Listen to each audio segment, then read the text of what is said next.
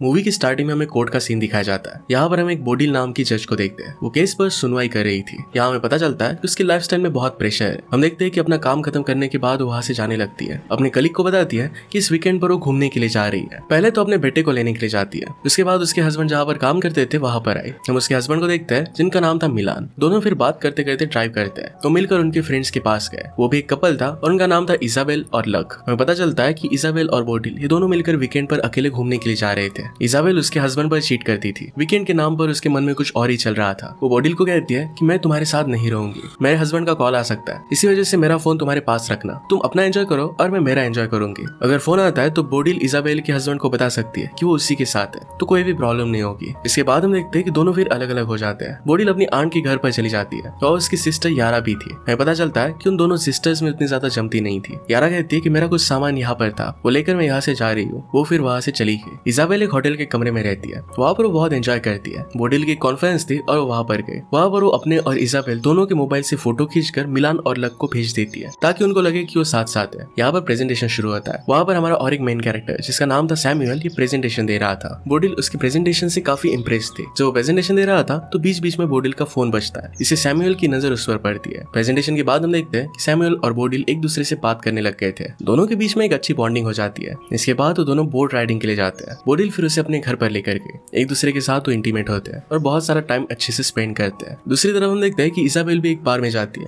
और वहां पर एंजॉय कर रही थी। वहां पर एक आदमी को पैसे देती है। ये पैसे उसने किस लिए दिए थे इसका राज हमें मूवी में आगे पता चलेगा। दूसरी तरफ हम देखते हैं कि बोडिल अपने घर पर आने के बाद फिर से फोटोज क्लिक करती है। अपने हस्बैंड मिलान और लक को भेज देती है। अगली सुबह हम देखते हैं कि बोडिल को लक का कॉल आता है। बोडिल ने फोन उठाया और लक को कहती है कि इजाबेल नहाने के लिए गई है। लक उससे कहता है कि उसका पैर टूट गया है। वो चाहता था कि इजाबेल जल्दी से घर पर आ जाए, उसका ख्याल रखे। उसने उसकी प्लेन की टिकट भी बुक कर दिए थे। बोडिल फिर इजाबेल को कॉल करती है। एक्चुअल में इजाबेल के पास और एक फोन था जिसका नंबर सिर्फ बोडिल के पास था। बोडिल उसे बता देती है कि तुम्हारे हस्बैंड के पैर पर चोट लग गई है, जल्दी से घर के लिए निकलो। इजाबेल उससे कहती है कि मेरा फोन तुम्हारे पास है, तुम्हारे घर आकर मैं उसे लेकर जाऊंगी। बोडिल कहती है कि मेरे पास कोई और प्लान है, लेकिन घर पर तुम्हारा फोन मैं टेबल पर छोड़ दूंगी, तुम आकर लेकर जाना। इजाबेल इसके लिए मान जाती है। इसके बाद बोडिल और सैमुअल दोनों बीच पर चले जाते हैं। वो मिलकर बहुत मजे करते हैं। ये सब बोडिल तो एंजॉय कर रही थी पर उसे याद आता है कि वो शादीशुदा है। वो सैमुअल को क्लियर कर देती है, कहती है कि हम दोनों एक साथ हैं। इसका मतलब ये नहीं कि मैं तुमसे प्यार करने लग गई हूँ, मेरा हस्बैंड है और मेरी एक पूरी अलग जिंदगी है। आज के बाद हम दोनों के बीच में कोई रिलेशनशिप नहीं रहेगी, तुम अपने रास्ते चले जाओगे और मैं मेरे रास्ते। इस बात पर सैमुअल थोड़ा सा उदास होकर वहां से चला जाता है। इसके बाद बोडिल जब अपने घर पर आती है तो देखती है तो वहां पर बहुत सारा खून गिरा हुआ था। घर का सारा सामान बिखरा हुआ है। वहां पर वो इजाबेल की बैग देखती है तो काफी डर जाती है। डायरेक्टली पुलिस को कॉल करती है। जब पुलिस आते हैं तो बोडिल के साथ पूछताछ करने लगते हैं। बोडिल झूठ कहती है कि इजाबेल और वो साथ में ही थे, लेकिन कुछ काम से वो बाहर चली गई थी। जैसे ही घर पर आए तो ये सब देखा। पुलिस यहाँ से ब्लड सैंपल वगैरह इकट्ठा कर चले जाते हैं। पुलिस के जाने के बाद बोडिल मिलान को कॉल कर बुला लेती है। कहती है कि तुम लक को भी लेकर आना। बोडिल वही होटल में जाता है जहाँ पर वो रुकी थी ताकि वहां से कुछ इन्फॉर्मेशन निकाल पाए। वहां उसे कुछ भी पता नहीं चलता। इसके बाद उसे बार में बुलाती है जहाँ पर वो गई हुई थी। वो बहुत परेशान हो जाती है क्योंकि अगर इजाबेल का पता नहीं चला तो सारा शक उसी पर आएगा। शाम को मिलान और लक आ जाते हैं। अगले दिन जब पुलिस आए तो सबको बताते हैं कि हमने ब्लड सैंपल की जांच की थी, हमें पता चला कि ब्लड इजाबेल का नहीं है। जब हमने उसका फोन ट्रेस किया तो हमें पता चला कि उसका फोन पूरे दिन भर घर पर ही था। यहाँ पर बोडिल कहती है कि हम दोनों का फोन एक ही जगह पर था, मैं अपने फ्रेंड सैमुअल के साथ घूमने के लिए गई थी, आप अगर चाहो तो उससे पूछ सकते हो, इस सब में मेरा कुछ हाथ नहीं है। यहाँ पर अभी भी बोडिल ने सच्चाई बताई नहीं थी। थोड़ी देर बाद अपने हस्बैंड को सच्चाई बता देती है कि इजाबेल होटल में रुकी थी। अगले दिन बोडिल को कॉल आता है और वो सब लोग पुलिस स्टेशन पहुंच जाते हैं। पुलिस उन्हें बताती है कि उन्हें कातिल का फोन मिला है। उसके फोन में एक फोटो थी, इसमें इजाबेल की डेड बॉडी है। डेड बॉडी को देखकर ऐसा लगता है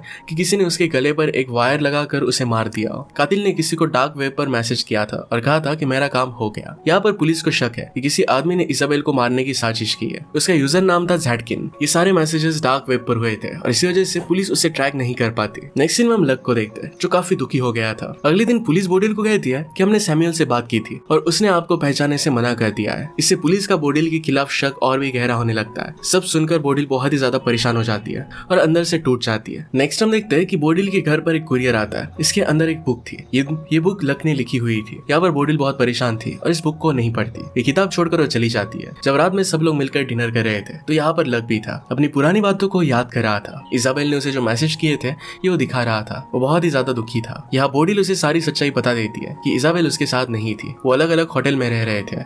अगले सीन में हम देखते हैं कि बोडिल ने न्यू लॉयर हायर किया था। वो लॉयर को सारी सच्चाई बता देती है। वहाँ पर लॉयर उसे कहता है, देखो अगर तुमने अपना बयान बदला तो पुलिस तुम पर ही शक करेगी और झूठी गवाही देने के केस में तुम्हें जेल में डाल देगी। पर इस बार बोडिल ने डिसाइड कर लिया था कि पुलिस को सब कुछ सच सच वो बता देगी और ऐसा ही करती है। पुलिस ऑफिसर ये सुनकर काफी गुस्सा हो जाती है। पुलिस उसे कहती है कि हमारा सारा शक अब तुम पर ही है। क्या तुम्हें पता है कि अपना बयान बदलना कानूनी जुर्म है? बोडिल कहती है कि मैंने जो भी कहा ये सब कुछ सच है। रात को जब बोडिल सो रही थी तो वहाँ पर लक आ जाता है। उसे कहता है कि तुम अफेयर करती हो और खुद के जुर्म छुपाने के लिए मेरी वाइफ को बदनाम कर रही हो। लक बहुत ही दुखी था। वो कहता है कि मैं मेरी वाइफ से बहुत प्यार करता था और इसकी जाने की वजह सिर्फ तुम हो। बोडिल बहुत डर जाती है लेकिन मिलान उसे लेकर जाता है। वो उसे कहता है कि लक अपनी सही हालत में नहीं है, वो बहुत ज्यादा दुखी है। वो जो भी कह रहा है इसे दिल पर मत लेना, वो धीरे धीरे ठीक हो जाएगा। अगले दिन इंटरनेट पर वो सर्च करती है कि सैमुअल कहाँ पर पड़ा था। एड्रेस मिलने के बाद वो सैमुअल को मिलने के लिए गई। उससे पूछती है आखिर में तुमने ऐसा किया क्यों? अपने बयान को तुमने बदल क्यों दिया? तुम्हारे बयान की वजह से बुरी तरीके से मैं फंस चुकी हूँ। सैमुअल ने कहा कि तुमने ही कहा था कि बाद में हम दोनों एक दूसरे के साथ नहीं है, जैसा तुमने कहा था मैंने वैसा ही किया। अगर तुम चाहो तो मैं पुलिस को सच सच बता सकता हूँ। इतने में वहाँ पर बोडिल के पास पुलिस का कॉल आता है। जब बोडिल पुलिस के पास पहुंचती है तो पुलिस उसे एक वीडियो दिखाती है। वीडियो के अंदर हमें पता चलता है कि इजाबेल और एक लड़की है, दोनों ऑफिस में इंटीमेट हो रहे थे।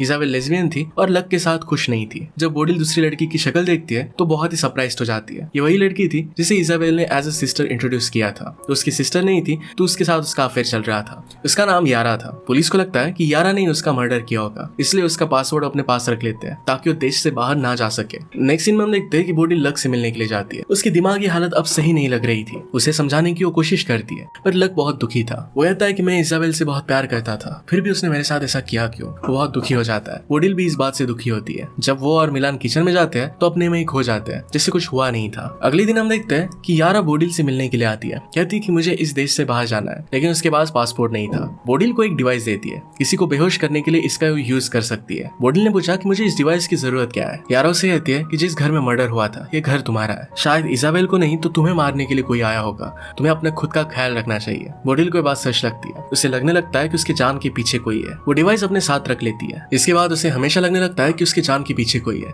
वो डिस्टर्ब हो जाती है और बहुत सारी दवाइयां भी लेती है। जब शाम को बोडिल को उसके बेटे का कॉल आता है, वो कहता है कि उसे किसी प्रोजेक्ट के लिए कुछ फाइल्स की जरूरत है, तो पापा के लैपटॉप में देखो। जब फाइल्स ढूंढने के लिए बोडिल ने अपने हस्बैंड का लैपटॉप देखा तो उस लैपटॉप में एक उसे वीडियो मिलता है। ये उसका खुद का था। यहाँ पर पता चलता है कि घर का सीसीटीवी कैमरा उसने लैपटॉप पर अटैच किया है। इसमें बोडिल और सैमुअल की सारी अच्छी बातें थी, साथ में पिछले कुछ टाइम की वीडियो भी थी। इसमें वो जिसके साथ इंटीमेट हो रही थी इसके वीडियोस थे। उसे पता चलता है कि मिलान काफी समय से उस पर नजर रख रहा है। शायद उसने सैमुअल के साथ वो इंटीमेट हुई थी ये वीडियो भी देख ली हो। उसे लगता है कि उसके पति ने ही सब कुछ किया हुआ है, वही उसे मारना चाहता है। ये सब देखने के बाद उसे अपनी बेगुनाही साबित करने की अपॉर्चुनिटी मिलती है। वो लैपटॉप लेकर तुरंत ही पुलिस के पास पहुंच जाती है ताकि वो बता सके कि जब मर्डर हुआ था तो वो सैमुअल के साथ थी। जैसे वो लैपटॉप ओपन करती है तो देखती है तो सारी वीडियोस किसी ने डिलीट कर दी थी। वो डर जाती है और पुलिस के सामने कहने लग जाती है कि प्लीज मुझे अरेस्ट कर लो, मेरी जान को खतरा है, कोई मुझे मारना चाहता है। पुलिस कहते हैं कि इस तरीके से हम तुम्हें अरेस्ट नहीं कर सकते। उसे वहां से जाने के लिए कहते हैं। बोडिल फिर अपने घर नहीं तो सैमुअल के घर पर जाती है। सैमुअल उसे शांत करता है। वो सैमुअल का घर देखने लग गई तो उसे पता चलता है कि सैमुअल के घर पर एक पियानो है।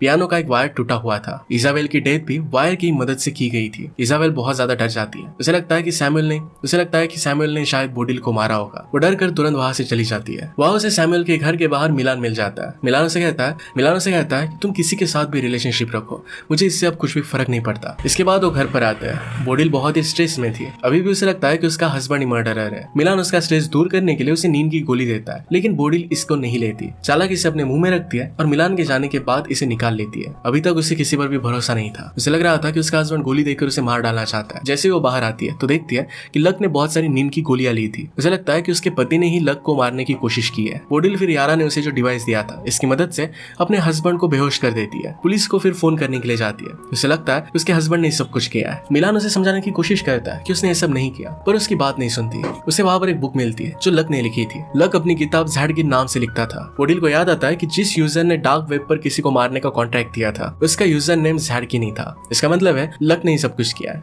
तभी वहां पर लक आ गया। वो बोडिल से कहता है कि मेरी बीवी की जगह पर तुम वहां पर होनी चाहिए थी। जो भी हुआ उसकी जिम्मेदार सिर्फ तुम ही हो। मैं तुम्हें नहीं छोड़ूंगा। लक उसे मारना चाहता था ताकि उसे लग रहा था कि वही इजाबेल को भड़का रही है। बोडिल मौका देखकर वहां से भाग जाती है। लक उसका पीछा करने लगता है। बोडिल भागते भागते समुद्र के किनारे भागने की कोशिश करती है। लक को तैरना नहीं आता था, फिर भी वो पानी में डुबकी लगा देता है। इसका फायदा बोडिल उठा लेती है और पानी में डुबा डुबा कर मार देती है। जब यहाँ पर पुलिस आती है तो सब कुछ सच्चाई उन्हें बता देती देती है। पुलिस उसे कहती है कि जो कॉन्ट्रैक्ट किलर था वो देश छोड़कर भाग चुका है, ये सब लक नहीं किया था। पुलिस फिर यारा का पासपोर्ट भी बोडिल को दे देते हैं। वो बोडिल को कुछ भी चार्ज नहीं करते क्योंकि उसने ये सब सेल्फ डिफेंस में ही किया था। हम देखते हैं कि मिलान बोडिल से बहुत गुस्सा था। वो अपने बेटे के पास अपने घर में रहने के लिए चला जाता है। उसने बोडिल को अब छोड़ दिया था। बोडिल लक की बुक में एक एड्रेस देखती है, वो होटल का एड्रेस था। नेक्स्ट सीन में फिर यारा को पासपोर्ट देने के लिए उसके होटल में गई। उसे पता चलता है कि यारा ने होटल छोड़ दिया है और अपने प्राइवेट एयरपोर्ट पर गई है। जैसे वो एयरपोर्ट पर जाती है तो देखती है कि यारा किसी लड़की के साथ है। वो लड़की और कोई नहीं तो इजाबेल ही थी। ये सब देखकर बोडिल बहुत कंफ्यूज हो जाती है। यारा और इजाबेल फिर मिलकर पूरी कहानी उसे बताती है। इजाबेल उसे बताती है कि एक दिन जब मैंने लक का लैपटॉप चेक किया था तो लक ने तुम्हें मारने के लिए $20,000 दिए थे। इजाबेल को डार्क नेट का कातिल अब पता चल चुका था तो उसने दुगनी कीमत देकर उस आदमी को कहा कि देश छोड़कर चले जाओ। उसने फिर यारा से मिलकर साजिश रची। उन्होंने जानबूझकर एक झूठी मर्डर मिस्ट्री क्रिएट की ताकि लक से वो छुटकारा पा सके। उन्होंने सारी फेक फोटोज निकाली थी ताकि पुलिस को लग सके कि इजाबेल की डेथ हो चुकी है। डार्क नेट की आईडी भी उन्होंने ही क्रिएट की थी। बोडिल के घर पर पार्सल भी उन्होंने ही सेंड किया था ताकि बोडिल जब इसे पढ़े तो पुलिस को सब कुछ बता दे। उन्हें पता था कि अगर उन्होंने बोडिल को सब कुछ पहले ही बता दिया तो उनका साथ नहीं देगी क्योंकि वो जज है और उसे हमेशा लीगल चीजें अच्छी लगती थी। बोडिल फिर यारा को उसका पासपोर्ट दे देती है। वो प्लेन में बैठकर चली जाती है। हम देखते हैं कि बोडिल को सैमुअल का कॉल आता है। वो उसे लाइक करती ही थी तो उसी के पास चली जाती है। इसी के साथ ही मूवी एंड हो जाती है।